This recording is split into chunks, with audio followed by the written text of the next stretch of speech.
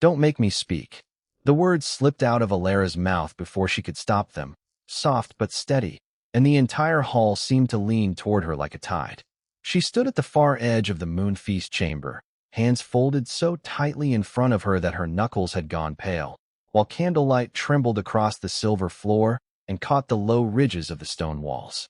Around her, the nobles of the North Pack sat in tiers of velvet and frost-white fur, their eyes sharp with the kind of curiosity that always came before cruelty. Alara kept her gaze lowered. It was safer that way. Safer not to invite the whispers that followed her everywhere. Too quiet, too plain, too delicate, too much of nothing. Tonight, she had been summoned only because the steward had run out of attendance and decided the silent Omega from the outer village would do for serving tea. That was how she had learned to live. Useful enough to keep, easy enough to ignore. A glass pitcher chilled her fingers as she moved between tables, pouring warm berry tea into narrow cups while laughter rose and fell around her like a storm she was never meant to enter. Then she heard it. The scrape of a chair, the low murmur of surprise, and the kind of silence that did not belong to a room full of powerful wolves. Alara looked up before she meant to. At the high table, beneath banners embroidered with a silver crescent, the Alpha King sat in complete stillness, his broad shoulders framed by dark ceremonial velvet, his expression unreadable as winter water. No one in the room spoke his name aloud unless they were invited to. No one met his eyes for long. And yet there he was, watching her. Not with hunger, not with mockery, with something quieter, something that made her breath catch in her chest and forget how to move. A lady seated near the front let out a soft laugh. She really does not know how to speak, does she? Another voice followed, sharper. Maybe she forgot her own name. The words brushed through the chamber, light as ash, but they landed on Alara like stone. Heat rose beneath her collar, and she turned her face toward the tray in her hands, willing herself to remain invisible. That had always been her gift, her curse. She had mastered the art of taking up as little space as possible, of swallowing every reply before it had a chance to become a wound. But tonight, the chamber felt different. The air felt charged, as if the moon itself had pressed its palm against the roof and was waiting. When she stepped forward to refill the next cup, her sleeve caught the edge of a carved chair. The cup tilted. A ribbon of tea spilled across the white tablecloth, and a few drops splashed onto the boots of a young nobleman seated closest to her. The chamber snapped toward her all at once. "Clumsy," he muttered, rising halfway from his seat. Alara froze, her heart hammering so hard she could hear it in her ears. She reached for a cloth, but before she could bend, another voice cut through the room, low, cold, and impossible to ignore. "Leave it." The Alpha King had spoken. Every wolf in the hall went still. Alara's fingers tightened around the edge of the tray, and for the first time that night, she lifted her eyes fully to his. He did not look angry. He looked certain, as if whatever was coming next had already been decided by the moon, the bloodline, and a fate older than every throne in the room. Then, in a voice meant for everyone and no one, he said, "Bring her to the center." Alara stood in the center of the hall with the tray still trembling in her hands. The words had barely settled before the room seemed to hold its breath around her. Candles flickered along the high stone walls, throwing gold across polished armor and jeweled collars, but none of it softened the attention pinned to her skin. She could feel the eyes of the nobles, the cold curiosity of strangers, the sharp amusement of those who had already decided what she was worth. Her cheeks burned. Her chin stayed lifted anyway. The Alpha King remained seated at the far end of the table, one hand resting against the arm of his throne-like chair, his gaze steady enough to make the entire chamber feel smaller. "Do not apologize," he said, his voice carrying easily through the silence. "If the court cannot survive a spilled cup of tea, then it is weaker than I was led to believe." A few soft, nervous breaths moved through the room. No one laughed. No one dared. Alara lowered her eyes for only a moment, trying to gather herself before the heat in her face could become tears. She had spent her whole life learning how to disappear inside a room, how to make herself useful enough to be overlooked. Tonight, that habit felt impossible. When she finally looked up again, she found the Alpha King still watching her. Not with irritation, not with pity, with a strange, unsettling focus, as though he had recognized something in her that no one else had seen. "What is your name?" he asked. The question landed softly, but it changed the air. The young nobleman beside her frowned. A murmur spread from one end of the hall to the other. Alara swallowed once. "Alara, your majesty." The Alpha King leaned back slightly, his expression unreadable. "Alara," he repeated, tasting the name as if it belonged somewhere important. Then he lifted one hand, and the servants at the edge of the room immediately stiffened. "Bring a clean cloth. And another cup. She will stay." The nobleman who had mocked her shifted in his seat. "Your Majesty, surely there is no need for a servant to remain at the high table." The Alpha King did not turn his head. "You mistake me," he said calmly. "She is not here to serve your comfort." The chamber went silent again. Alara could hear the blood moving in her ears, hear the soft crackle of the fire, hear the tiny trembling breath she had been trying to hide. A servant hurried forward with a folded linen cloth, but before Alara could reach for it, the Alpha King spoke once more. "Let me see your hands." The request was so unexpected that she almost did not move. When she finally held them out, the hall seemed to tighten around the gesture. Her fingers were red from carrying the hot tray, the skin tender from hours of labor, but nothing in her posture had prepared her for the way his attention landed there. His eyes moved over her hands with a kind of grave stillness that made her pulse stumble. Then, in a voice so low only the nearest wolves could hear, he said, "These are not the hands of someone meant to be dismissed." Alara did not know what to do with that. No one had ever spoken to her like that before. Before she could answer, footsteps crossed the stone floor. A court attendant bowed deeply near the king's chair. "Your Majesty, the Eastern guests have arrived." The announcement should have shifted the room's attention, but it did not. The Alpha King kept his eyes on Alara for one more beat, as if finishing a thought he did not yet plan to share. Then he stood. The movement alone changed everything. Every noble in the hall rose with him, chairs scraping softly over the floor. Alara's breath caught as he descended the few steps from the head table and came toward her, each measured step drawing a heavier silence behind him. He stopped just close enough that she could sense the clean, winter-cold scent of him beneath the warmth of the fire. "Come with me," he said, not as a request, not as an order shouted for spectacle, as though it were the most natural thing in the world. Alara's fingers tightened around the cloth, her heart unsure whether to flee or follow. Around them, the court watched in stunned silence, waiting to see what a girl like her could possibly be to a king like him. Alara followed him because the alternative was to stand alone beneath 100 watching eyes, and she had already spent too much of her life being watched for the wrong reasons. The corridor beyond the hall was quieter, lined with pale stone and torchlight that shimmered like gold on water. Her steps were careful, almost soundless, while the Alpha King moved with the calm certainty of someone who had never needed to wonder whether the world would make room for him. He glanced back once, just once, and she saw it then, the subtle easing of his face, as if he had expected her to hesitate and had found himself relieved when she did not. "You are trembling," he said softly. Alara looked down at her own hands before she realized he meant it as observation, not judgment. "I am not afraid of you," she replied, though the truth was more complicated than that. The words seemed to interest him. A faint shadow of something like approval touched his expression, gone almost before she could be certain it had been there. "Good," he said. "Fear makes people careless. I prefer honesty." They stopped before a tall set of carved doors, darker than the rest of the palace, their polished surface marked with the silver crest of the royal line. 2 guards stood nearby, rigid and silent, but when the king approached, they opened the doors at once and lowered their heads without being told. Inside was a private chamber lit by firelight and the soft glow of moonstone lamps. The space was elegant without being cold, a room meant for thought rather than display. Alara hesitated just inside the threshold, suddenly aware of how small her hands looked against the carved wood at her side, how plain her borrowed dress seemed in a place like this. The king did not sit immediately. Instead, he crossed to a table where a folded cloak rested beside a silver tray of tea and bread. He poured the tea himself. The sound of it, delicate and steady, made the silence feel even deeper. "You did not leave the cloth behind," he said, setting one cup within her reach.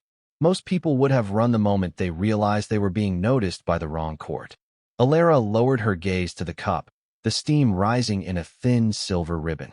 "I was not trying to be noticed." No, he said, and there was something unexpectedly gentle in the word. You were trying to stay invisible. There is a difference. That difference landed in her chest with the strange force of being understood.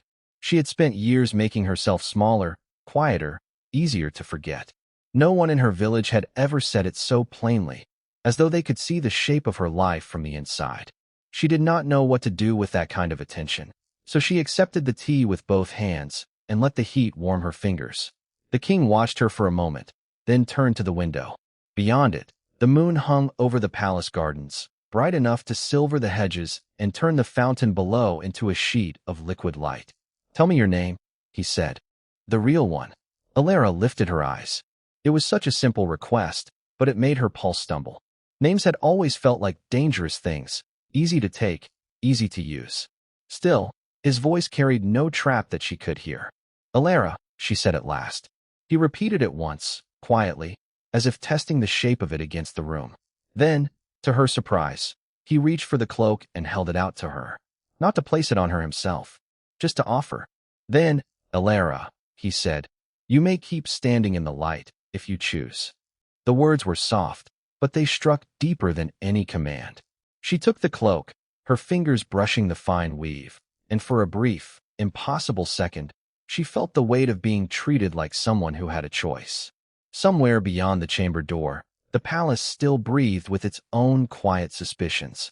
Somewhere in the hall, nobles were surely whispering her name or trying to remember whether they had ever heard it before. But inside the room, with the king watching her not like a spectacle but like a question he intended to answer, Alara found herself wondering whether the danger she had feared was not his attention at all, but the possibility of being seen clearly for the very first time. Alara held the cloak in both hands, as if the simple weight of it might steady the strange new rhythm in her chest. The king had not reached for her. He had not taken the choice away. He had only offered it, and that small mercy unsettled her more than any grand gesture could have. Her whole life had been shaped by being moved, sorted, dismissed, and spoken over. Standing in that quiet chamber, she did not know what to do with a kindness that asked nothing in return. King Kale remained where he was, near the edge of the lamplight, his posture composed but his gaze unreadable. He had the stillness of a man used to rooms falling silent when he entered them, yet there was nothing cold in the way he watched her. It was almost worse, almost more dangerous, because he was not looking at her as a problem to solve, or a prize to claim, or a weakness to exploit. He was looking at her like she might matter. That thought made her throat tighten. Alara lowered her eyes, then forced herself to lift them again. Your Majesty, she said carefully, because the title felt safer than the truth. I do not know why you brought me here. A faint change moved through his expression, not quite a smile, not quite surprise. You know more than you think, he said. You walked into a room full of people determined to make you smaller, and you did not apologize for existing. The answer should have comforted her. Instead, it made something restless stir beneath her ribs. She had not felt brave. She had felt cornered. She had felt every gaze like a hand trying to push her down.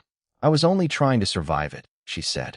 Sometimes, he replied, voice low and even, survival is the first form of courage. The sentence settled between them like a candle being lit in a dark hall. Alara looked down at the cloak again. It was deep gray, lined with a thread of silver that caught the firelight with each small movement of her hands. Rich enough to belong in the palace, yet simple enough to feel almost personal. She remembered the cold in the great hall, the way the nobles had stared, the way she had stood there and felt every inch of herself under judgment. Then, very quietly, the king stepped closer and set a folded parchment on the table between them. There is something else, he said. Something that may answer questions you have not yet learned how to ask. Alara did not reach for it immediately. She studied his face, searching for warning, for mockery, for the kind of trap her life had trained her to expect. But there was only that same impossible steadiness. At last, she unfolded the parchment. It was not a decree, not a sentence. It was a record, old and carefully preserved, with names written in formal script and a seal pressed into the corner. Her fingers tightened as she read the first line, then the second. The room seemed to grow quieter, as if even the lamps were listening. King Kale watched her with a stillness that made her pulse quicken. This, he said, was kept from the public archives. Alara stared at the page, unable to breathe properly now, because the name in the margin was hers, and the lineage marked beside it was impossible in a way that made the world feel suddenly unstable. Her mind searched for a mistake, a cruel joke, a clerical error. Yet the seal was royal. The ink was aged. The facts did not bend to her fear. Slowly, she looked up. "Why are you showing me this now?" The king did not answer at once. When he did, his voice was gentler than she expected. "Because someone has spent years deciding what you are allowed to be. And I want the truth to exist before they can bury it again." Alara swallowed hard. The room blurred at the edges, not from tears, but from the terrible sharpness of understanding that something had already begun to change. Outside, a distant bell sounded through the palace corridors, low and resonant, calling the court toward the next hour. But inside the chamber, time seemed to pause around the paper in her hands and the king standing before her, as if he had been waiting, not to conquer her, but to bear witness. Alara touched the seal with the tip of one finger. Then she asked the question that trembled at the edge of everything she had ever known. "What am I?"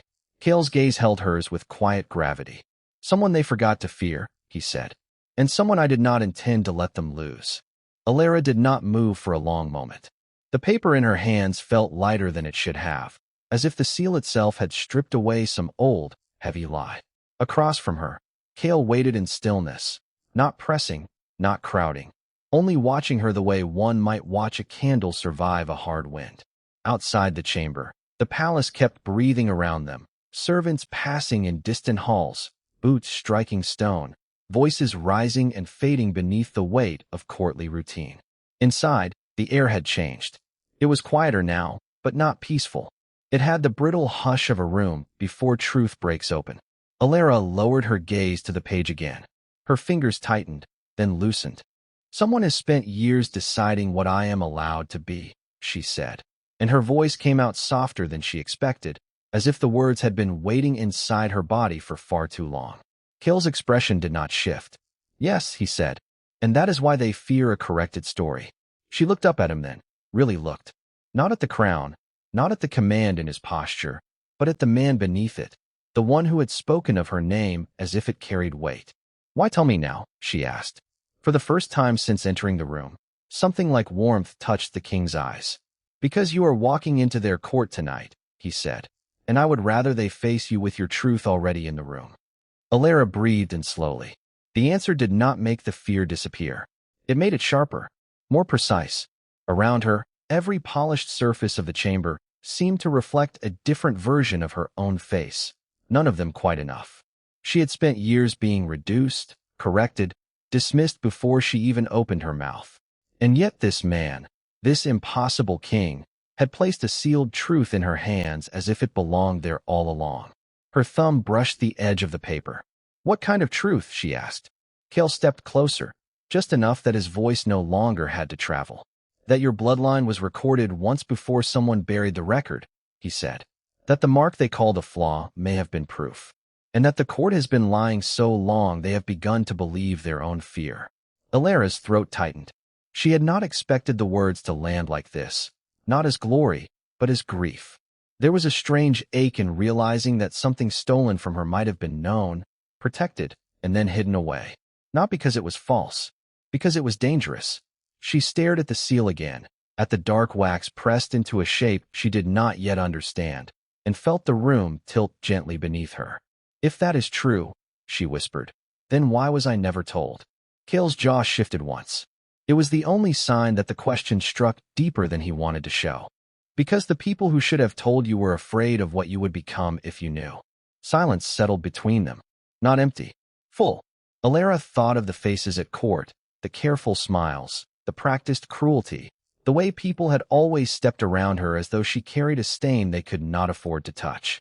For the first time, she began to see those memories not as proof of her weakness, but as evidence of someone else's fear. That thought did not heal her.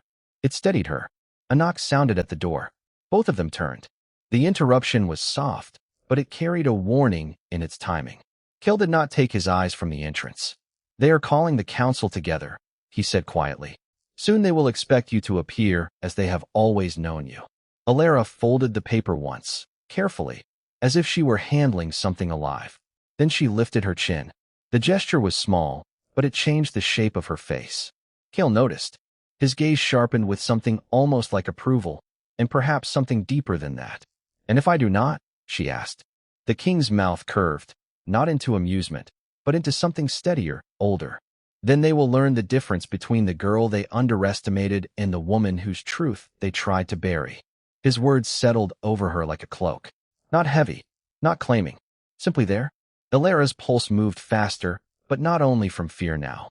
There was a strange, rising clarity in her chest, the feeling of standing at the edge of a door that had been locked all her life and hearing, at last, the key turn. She slipped the sealed paper beneath her arm. In the corridor beyond, the bell sounded again, closer this time, summoning the court to witness whatever would come next. Cale stepped aside and held the door for her, not as a ruler making room for a subject, but as though he understood that this moment belonged to her more than to him. Illyra passed him, then paused at the threshold. For a heartbeat, she thought she saw it plainly. The next chamber waiting in silence, the eyes that would turn, the questions that would come, and somewhere beyond all of it, the shape of a life she had never been permitted to imagine. She glanced back once. "If they are afraid of what I am," she said, her voice low but steady, "then perhaps it is time they learn." Cale inclined his head. "That," he said, "is exactly what I was waiting for." The court chamber seemed to hold its breath as Illyra stepped through the doors, the sealed paper still pressed beneath her arm like a second heartbeat. Every torch along the marble walls burned steady and pale, throwing long gold bands across the floor where nobles stood in rigid silence. She could feel their eyes before she ever looked up. Not curious eyes, measuring ones, the kind that searched for weakness and expected to find it. But Illyra did not lower her gaze this time. She kept walking beside Cale, her steps quiet, her back straight, every inch of her aware that the room had not yet decided what to make of her. Cale remained just half a step behind, close enough that she could feel his presence without being crowded by it, and somehow that small distance made the air feel safer. At the far end of the chamber, the council table waited beneath a canopy of carved stone, and beside it stood Lord Varen, his expression sharpened into something that looked almost pleased. He had the look of a man who believed events belonged to him, that every room bent to his will. Illyra knew that look. She had lived beneath it for too long. Yet tonight, there was a change she could not explain. The silence did not belong to him anymore. It belonged to the moment she had carried from the archive, the hidden truth sealed inside a page no one had expected her to find. Her fingers tightened slightly around the paper. It was not fear that stirred in her chest now. It was the strange, steady feeling of standing at the edge of something that could not be undone. Cale stopped at the center of the chamber and turned toward her, not to lead, but to witness. "When you are ready," he said softly, "they will listen." His words landed with a quiet force that made her throat tighten. No one had ever spoken to her like that in this place. Not as if her voice carried weight. Not as if she mattered before she proved herself. A murmur moved through the court, low and restless, like wind pressing through dry leaves. Illyra could sense their unease growing, the way a room changed when certainty began to crack. She looked toward the sealed doors at the back of the chamber, and then back to the table, where the oldest of the council members sat with hands folded and faces unreadable. They were waiting for a mistake, waiting for her to stumble, waiting for the old story to repeat itself, the one where someone like her was kept silent until the end. But Illyra had already outgrown that story. She stepped forward and placed the paper upon the council table with deliberate care. The sound was barely louder than a whisper, and yet it seemed to move through the entire room. Every head turned. Even Lord Varen's smile thinned. Illyra let the silence stretch just long enough for them to feel it. Then she spoke, each word calm, clear, and impossible to mistake. This was hidden from the record because it would have changed everything. The chamber hardened at once, as if the walls themselves had drawn in a breath. Somewhere behind her, she heard a faint shift of movement, a subtle sign that the guards had straightened. She did not turn. Her eyes stayed on the council, on the men and women who had spent her entire life deciding what she was allowed to know. "You told me I was not meant to read these archives," she said. "You told me I was not meant to ask questions. But the truth does not belong only to those with titles." The words were not loud, but they carried. They filled the chamber with something sharper than defiance. Kale's gaze remained fixed on her, and in it she saw no warning, no correction, only a quiet, unmistakable pride that made her chest ache in a way she did not know how to name. Then Lord Varen finally moved. He rose slowly from his seat, fingers brushing the edge of the table as if he could steady himself by touching it. "And what truth is that?" he asked, though his voice had lost some of its earlier ease. Alara did not answer at once. She unfolded the sealed paper, and the wax mark cracked softly in the still air. The chamber seemed to lean toward the sound. She read the first line aloud, and with it, the entire room changed. Faces drained. A woman at the far table whispered something under her breath. One of the counselors blinked as if he had not understood the words the first time, though he had. Alara lifted her chin. The fear she had spent years carrying did not vanish, but it no longer ruled her. "My bloodline was recorded," she said, "not erased." The sentence landed like a bell struck in a silent hall. Kel's expression did not change, but something in his eyes deepened, as if he had been waiting for this moment longer than she knew. Lord Varen's jaw tightened. The court, once so certain of its own power, now sat in the uneasy stillness of people realizing the ground beneath them had shifted. And Alara, who had entered this chamber as someone they had hoped to dismiss, stood at its center with the truth open in her hands, feeling for the first time that the life ahead of her was not something borrowed, but something claimed. The silence that followed Alara's words did not feel empty. It felt watched. Every face in the hall seemed held in place by the same invisible force, as if the old rules of the court had cracked and none of them knew how to breathe through the sound of it. Kale remained beside her, his posture calm, but Alara could feel the quiet intensity of him beside her like warmth through stone. Lord Varen was the first to recover. He gave a thin, practiced smile and folded his hands behind his back. "Recorded," he repeated, as though the word itself offended him. "That is not the same as recognized." Alara did not look away. Her fingers tightened once around the edge of the parchment in her hands, not from fear now, but from the effort of keeping her voice steady. "It is enough to prove I was never what you claimed," she said. A murmur moved through the chamber. Not loud, not yet, but alive. Kale turned his head slightly toward her, and she felt the weight of his attention without needing to see it. There was approval there, but something else too, something quieter and far more dangerous to men like Varen. "Faith." The counselor's eyes narrowed. "A record can be forged." "Then test it," Alara said at once. The answer came faster than even she expected, and for a heartbeat, she almost heard her own courage in it. Clear and unbroken. "Test the seal. Test the ink. Test the witnesses who signed it. If my bloodline is a lie, let the proof say so in front of everyone here." The chamber seemed to shrink around that challenge. One of the younger courtiers lowered her gaze. Another shifted uncomfortably in his chair. Alara knew what they were seeing now was not the fragile girl they had expected to corner. They were seeing someone who had learned how to stand still while the world tried to make her smaller. Lord Varen's nostrils flared. He had built his power on doubt, on delay, on the kind of fear that made people question their own memory. But certainty was a harder thing to fight. "Very well," he said, too smoothly. "The records will be reviewed." It was not surrender, not yet, but it was a retreat. Alara heard it in the careful softness of his voice. Beside her, Kale shifted his stance by the smallest degree, a silent reminder that she was no longer standing alone. And that changed everything. The chamber doors opened then, and a servant entered with hurried steps, carrying a sealed envelope on a silver tray. The room turned toward him at once.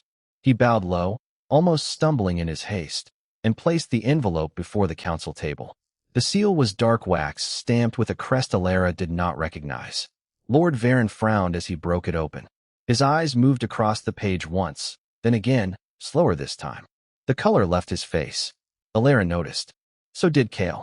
"What is it?" one of the counselors asked. Varen did not answer immediately. When he finally looked up, the confidence in him had thinned to something brittle. "A summons from the Northern Archives," he said, "and an official request for the court to halt all claims against House Vale until the line of succession is verified." The room changed at once. No one spoke. Even the torches seemed to hold still in their iron rings. Alara felt the words settle inside her like a door opening in a locked house. Verified. Not dismissed. Not erased. Verified. The court had tried to bury her truth in whispers and polished lies. But now the truth had reached beyond this chamber, beyond this city, beyond the narrow hands of men who thought they could decide what counted as real. Cale's gaze remained on her, and this time she did not look away from it. She saw it then, the faint shift in him, the gentling of something that had once been only restraint. In his eyes was not merely a ruler's interest, but a promise taking shape. Varen tried to recover his authority with a sharp breath. "This changes nothing," he said, though the strain in his voice betrayed him. "It changes everything," Cale replied, and the words were quiet enough that the room had to lean toward them to hear. No one moved. Alara could feel the attention turning, the court bending, one careful degree at a time, toward the truth they had ignored for too long. The envelope in Varen's hand trembled once before he lowered it. And in that small motion, Alara understood that the first door had opened, not to victory yet, but to something just as powerful, the end of hiding, the beginning of being seen. The room did not relax, it listened. Even the servants at the walls seemed to hold their breath, as if the silence itself had learned caution. Alara stood where she was, still and upright, though her pulse carried the weight of everything that had come before. She had spent so long being measured by other people's fear that the quiet felt almost unreal. Not kind, not yet, but honest. Cale did not move to take the moment from her. He only watched, his expression unreadable to everyone else and painfully clear to her now. He was waiting, not for permission, but for her choice. That was what made the whole chamber feel different. Not his title, not Varen's fading authority. The simple fact that, for once, no one was dragging Alara toward a fate she had not spoken aloud. Varen set the envelope down with a stiffness that showed how badly he wanted the floor to open and swallow the last few minutes. "This is irregular," he said, but the words had lost their edge. The council members did not answer. Their faces had turned careful, then uncertain, then wary in the span of a few heartbeats. Alara saw one of them glance at the seal on the envelope, then at Cale, then quickly away. The old order was still standing, but it had started to tilt. She could feel it in the air, in the way people no longer looked through her, as though she were a shadow shaped like a woman. Cale's voice came again, calm and low. "If you have something to say, speak it now." No one did. The courage that had filled the chamber when they thought Alara would remain silent had vanished. She understood then how often power depended on the belief that the weak would never answer back. And now that belief was breaking. Slowly, beautifully, it was breaking. Alara drew one careful breath. Her hands were still cold, yet her spine felt straighter than it had in years. She thought of every room she had entered with her head lowered, every whisper, every look that had reduced her to something small enough to dismiss. And she thought of the letter in Varen's possession, of the life hidden inside it, of the truth that had been waiting patiently beneath everyone's cruelty. Cale's gaze settled on her again, and there was a new steadiness there, as if he had already decided that whatever came next would not happen to her without her voice in it. "Alara," he said, and hearing her name in that tone felt like standing in sunlight after a very long winter. She looked at him. "Do not let them decide for you," he said quietly. The words were not a command. They were an offering. Varen's jaw tightened, and for the first time, he seemed to understand that the room had shifted beyond his control. Alara lifted her chin. The movement was small, but it changed the shape of her completely. When she spoke, her voice was soft enough to keep the chamber leaning in, yet steady enough to carry. "Then I will decide for myself." The words landed like a door opening. Not loudly, not dramatically, but enough. Cale's eyes changed at once, warmth threading through the restraint he had worn so carefully. Several heads turned. One of the council members blinked, as if startled by the force of her certainty. Alara did not look away.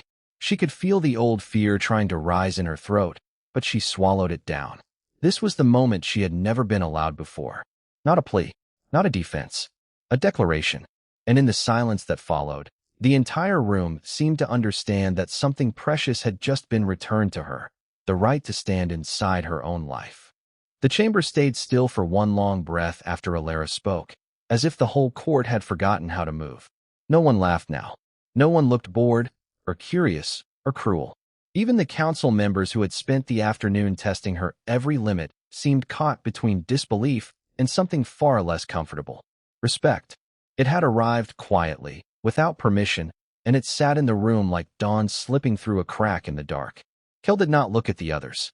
He looked only at her. The restraint in his face had softened, but not into weakness, into recognition. The kind that came when a man realized the person standing before him was no longer waiting to be saved from her life. She was stepping into it herself.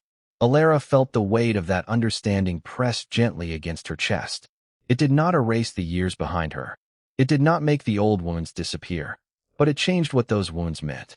They were no longer proof that she had been broken beyond repair. They were proof that she had survived long enough to reach this moment.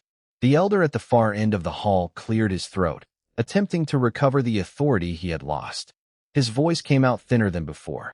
If that is your answer, then let the record show that Alara Vale has claimed her place by choice. The words should have sounded cold, formal, empty. Instead, they rang through the chamber like a bell. A choice, not a verdict, not a sentence. A choice. Alara let that settle over her, and for the first time in her life, it felt like the ground beneath her feet was truly her own. Kale took one slow step forward, stopping before the edge of the marked circle that still separated them from the council. He did not cross it. He waited. It was a small act, but it held more care than any grand gesture could have carried. He was giving her space to decide what came next. The respect in that silence nearly undid her. Alara, he said, and her name sounded different in his voice now. Not like a claim, like an invitation. Her breath caught, but she kept her gaze steady. The hall, the torches, the waiting faces around her all seemed to fade until there was only the quiet strength between them. She remembered every time she had been spoken over, dismissed, or made smaller than she was. This moment stood opposite all of that. Here, no one was taking her voice away. Here, it was being returned to her in full view of everyone who had once tried to bury it. The youngest council scribe lowered her eyes first. Then another followed. One by one, the room began to change. Not because anyone announced it. Because truth has a way of moving through people faster than pride. Kale lifted his hand, not to touch her, but to rest it over his heart in a gesture so steady it made her throat tighten. You do not have to prove anything to stand beside me, he said. Not tonight. Not ever. The softness in those words did more than comfort her. It made something inside her unclench. For so long, she had braced for the moment when kindness would turn into demand, when tenderness would reveal a hidden cost. But there was no demand in his voice, only certainty. A certainty that she was enough as she was, without apology, without performance, without permission. Alara looked across the room, seeing every face, every shadow, every held breath. Then she turned back to him. Her shoulders straightened, not with defiance this time, but with peace. Then stay, she said quietly. It was only one word, yet it carried the weight of everything she had never dared to ask for. Kale's expression shifted, something deep and almost reverent moving through it.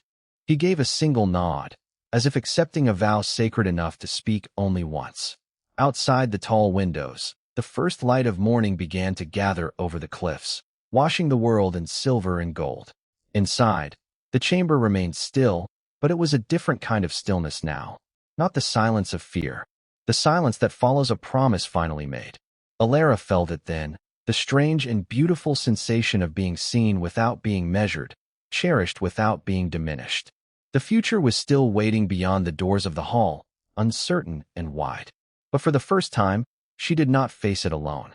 And when Kale stepped beside her at last, not ahead of her, not above her, but beside her, the entire court understood what had changed. This was not a rescue. It was a beginning. By midday, the great hall no longer felt like a tribunal of strangers. It felt, instead, like a room that had finally exhaled. Alara stood near the balcony doors, the soft mountain wind lifting a few loose strands of hair across her cheek, while the court moved around her with a carefulness no one had offered her before. Some bowed their heads. Others avoided her eyes, ashamed in the quiet, human way that shame arrives when pride has nowhere left to stand. Kale remained close, not hovering, not claiming, simply there with the steady patience of someone who understood that trust could not be demanded in a single moment. It had to be earned, breath by breath, choice by choice. When the steward approached with a sealed parchment, His hands trembled so visibly that Alara almost reached for him before she stopped herself. He cleared his throat and announced that the border villages had begun sending requests for healing support after the long winter, and that the council wished for Alara to advise the new garden houses being built beyond the eastern ridge. The words should have sounded small. Instead, they landed like a sunrise. A place at the table, a voice in the room, a future that was no longer decided for her in whispers. Alara lowered her gaze, trying to hide the sudden ache in her chest, but Kale saw it anyway. He always seemed to notice the moments her heart moved before she could name them. "You do not have to answer today," he said quietly, his voice low enough that only she could hear. "You have already given them more than enough patience." A faint smile touched her mouth, uncertain at first, then warmer. "I think," she whispered, "I have spent too many years being asked to prove I deserve heir." His expression gentled at once, and for a moment the title of Alpha King seemed less important than the man standing before her, listening as if every word mattered. "Then let this be the day you stop proving," he said. The court had not yet learned how to breathe around such kindness. They kept glancing over, as if waiting for the moment it would vanish. But it did not. Instead, it spread. A captain who had once dismissed her now offered to escort her to the gardens. An elder woman, stiff with years of custom, placed a hand over her heart and bowed. Even the youngest attendants looked at her differently, with curiosity instead of caution. Alara felt the change move through the room like light through water. Still, the old fear lingered at the edge of everything. It always did. A lifetime of being overlooked did not dissolve in a single morning. It sat quietly in the bones. It waited in silence. And when the first bell rang from the lower courtyard, signaling the arrival of the village delegation, Alara felt that old fear stir once more. She turned toward the doors just as Kale offered his arm, not with ceremony, but with the calm certainty of a man inviting her to walk beside him into whatever came next.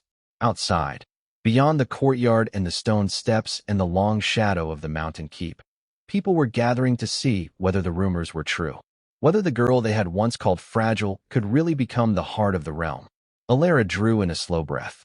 The air smelled like frost, cedar, and something brighter she had never known how to name. Not safety, exactly. Not yet. But possibility. And as she placed her hand in Kale's, the weight of the past did not disappear. It remained, softened but present, like a scar beneath a sleeve. Yet it no longer controlled her steps. Together they crossed the threshold, and the hall behind them fell into a reverent hush. Not because they were afraid, because they were finally witnessing something they had almost missed. A woman once dismissed as nothing was walking forward as if she had always belonged to the future. The first thing Alara heard was the silence. Not the empty kind, but the reverent hush that settled over a room when too many people were staring and no one quite knew what to say. She felt it in the way the courtiers held their breath, in the pause of silk sleeves and polished boots against the marble floor. Kale had not let go of her hand. His thumb brushed once across her knuckles, a small, steady motion that told her he was still there, still anchoring her to the moment. Ahead, the great hall glowed with winter light pouring through tall, arched windows, turning the pale stones silver and gold.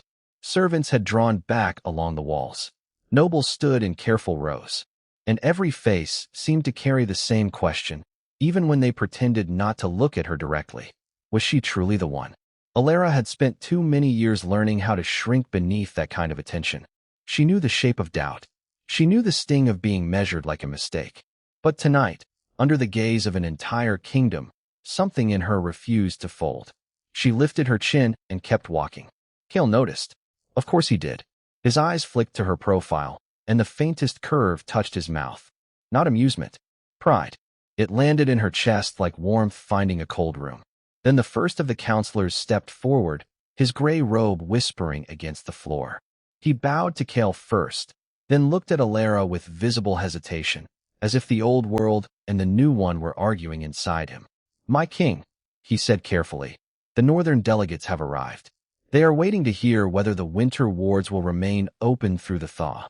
His gaze slid to Alara again, and this time it was not quite suspicion, but it was close. "And they have also asked who the queen beside you is meant to be." The room tightened. Alara felt every eye turn sharper, every thought in the hall pressed closer. Once, that question would have made her feel small enough to disappear. Once, she would have lowered her gaze and accepted whatever insult followed. But Cale did not speak at once. He turned slightly toward her instead, giving her the center of the moment as if it belonged there by right. "She is Alara," he said, his voice calm and unmistakable. "The woman who stood when others looked away. The woman who gave more kindness than this kingdom deserved. And the one I trust beside me. No grand declaration. No thunder. Just truth, spoken so plainly that it silenced the room more completely than a shout ever could." Alara's throat tightened. Trust. The word seemed almost too gentle for the power of it. Around them, the courtiers shifted, uncertain how to receive an answer that left no room for mockery. The counselor bowed again, deeper this time, and stepped aside. Cale guided Alara forward until they stood before the long table where maps, seals, and candlelight waited like the beginning of a new chapter. At the far end sat an old woman in a dark blue cloak, her silver hair braided over one shoulder, her eyes bright and sharp as winter stars.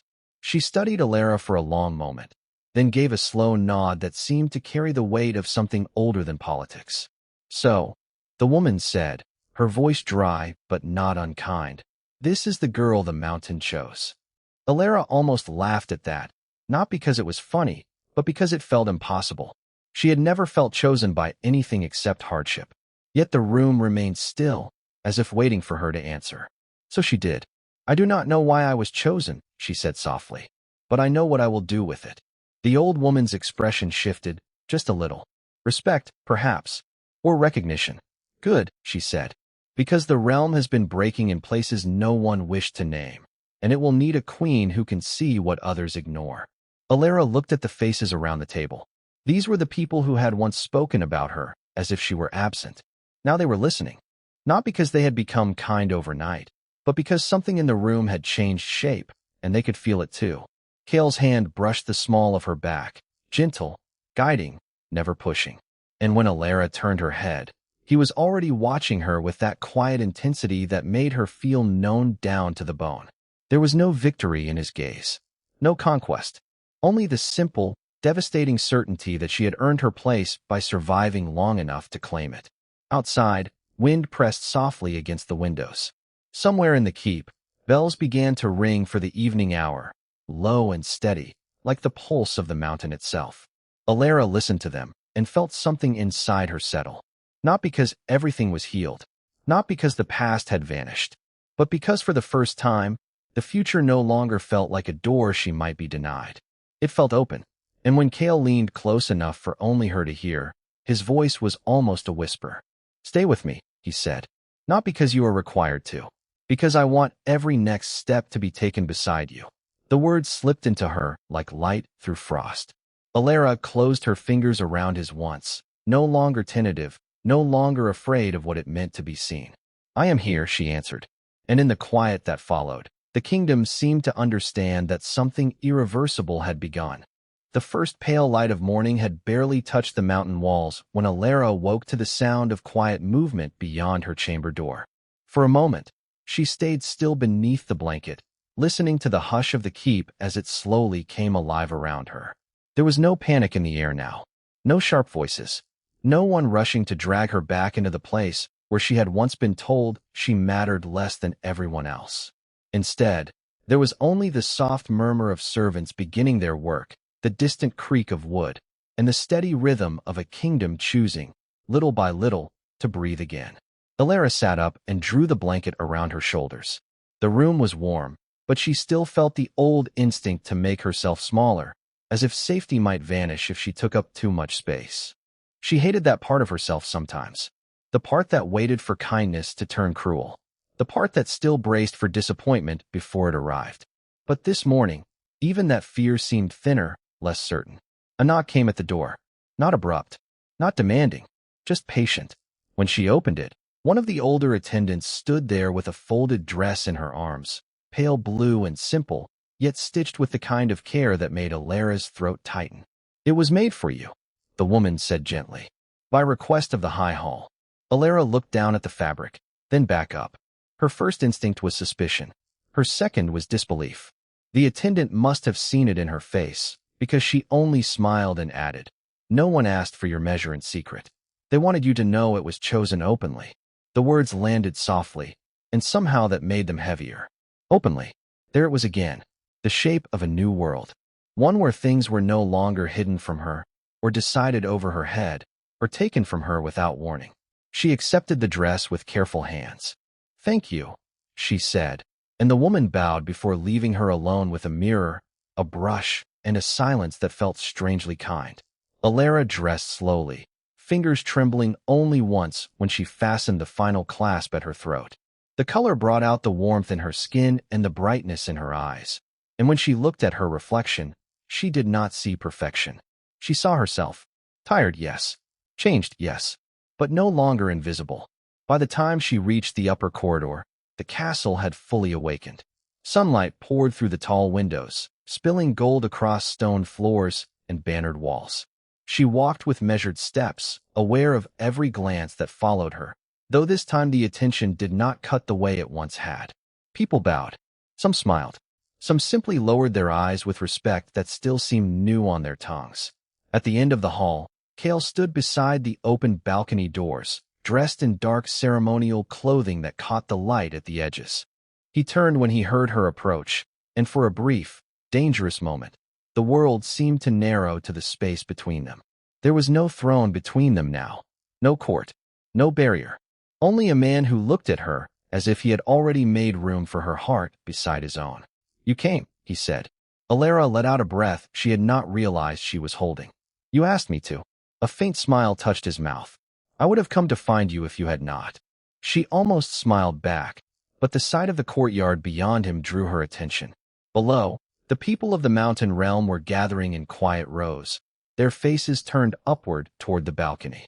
Not with the cold curiosity she had feared, not with the hunger of a crowd waiting for someone to fail. They were waiting in silence, as though something sacred was about to be spoken. Alara stepped beside Kale and looked out over them. The morning wind lifted a loose strand of hair against her cheek. She caught it behind her ear and felt her pulse quicken. This was the moment before the world decided what she would be. The old fear rose, then steadied beneath the warmth of Kale's hand as it brushed lightly against hers. Not a claim, not a command, only presence. "If you are ready," he murmured. Alara's gaze moved over the gathered faces, the bright mountain air, the banners stirring overhead, and the long road that had carried her here from silence into sight. She thought of every wound that had taught her to doubt, every night she had spent believing she would always be left behind, and every small mercy that had brought her this far. Then she lifted her chin. "I am ready," she said.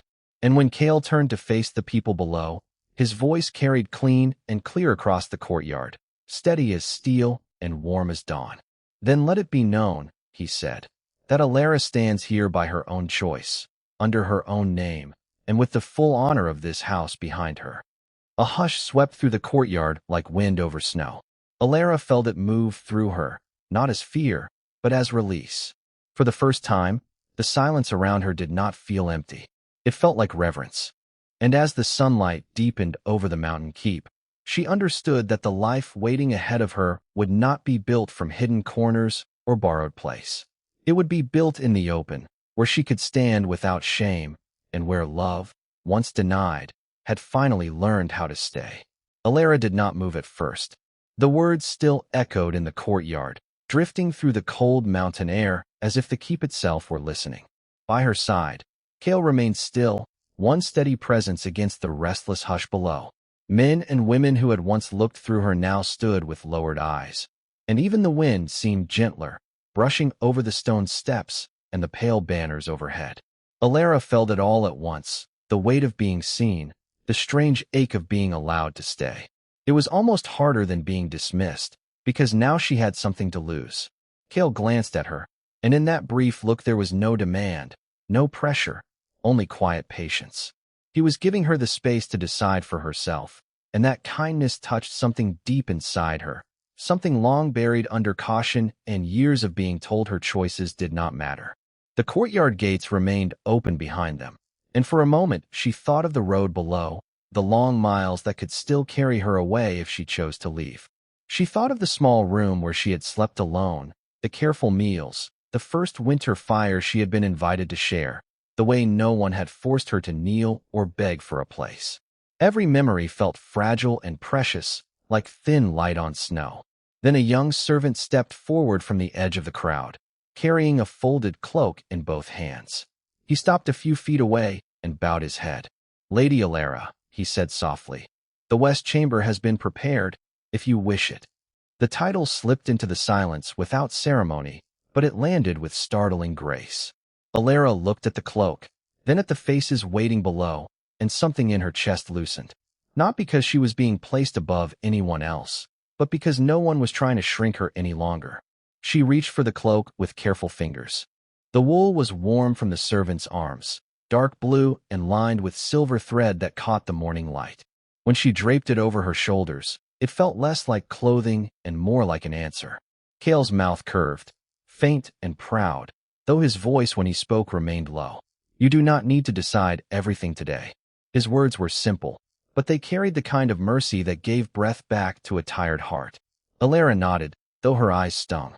In the distance, a bell rang once from the lower terraces, deep and clear, calling the keep to the day ahead. Somewhere beyond the walls, the forest spread wide and silent, waiting under a brightening sky. Here, however, there was only the stone beneath her feet, the warmth of the cloak against her skin, and the impossible steadiness of a future that no longer seemed to be built on fear. She lifted her gaze to the mountain horizon, where the white peaks glowed like fire made gentle, and for the first time, she did not see exile there. She saw a threshold. She saw a life that would require courage, yes, but also trust. And though she did not yet know every road it would ask her to walk, she knew this much with sudden, clear certainty. She would not walk them hidden. She would walk them as herself, and that was enough to make the entire world feel new.